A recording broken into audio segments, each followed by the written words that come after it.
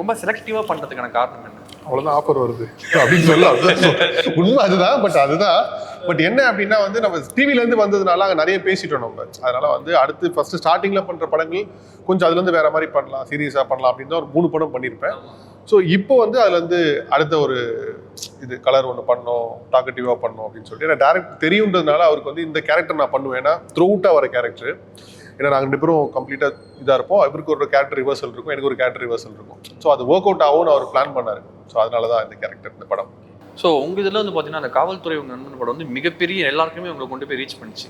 அந்த படத்துக்கு அந்த பெஸ்ட் அப்ரிஷியேஷன் நீங்கள் என்ன பார்க்குறீங்க?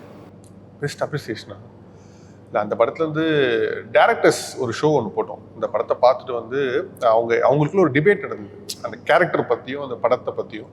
ஸோ இந்தியாவில் ஐ மீன் தமிழ் சினிமாவில் இருக்க முக்கியமான டேரக்டர்ஸ் எல்லாமே நம்ம நடித்த ஒரு படத்தை பற்றி அவ்வளோ தூரம் பேசுகிறாங்கன்றது இருக்குல்ல, அந்த அப்ரிசியேஷன் வந்து ரொம்ப நல்லா இருந்துச்சு. ஓகே. ஸோ சதீஷ் அண்ணன் எப்படி இருக்குது இந்த ஹீரோ வாழ்க்கை? கொஞ்சம் பொறுப்புகள் அதிகமாக இருக்குது. அதான் ப்ரோ, இன்னும் நிறையா பொறுப்பாக பண்ணணும், இன்னும் கொஞ்சம் வேலைகள் எல்லாமே சிறப்பாக பண்ணணுன்றது தான். அதுதான், வேறு ஸ்பெஷலாகவோ புதுசாகவோ எதுவும் இல்லை, பொறுப்பு அதிகமாக இருக்குது.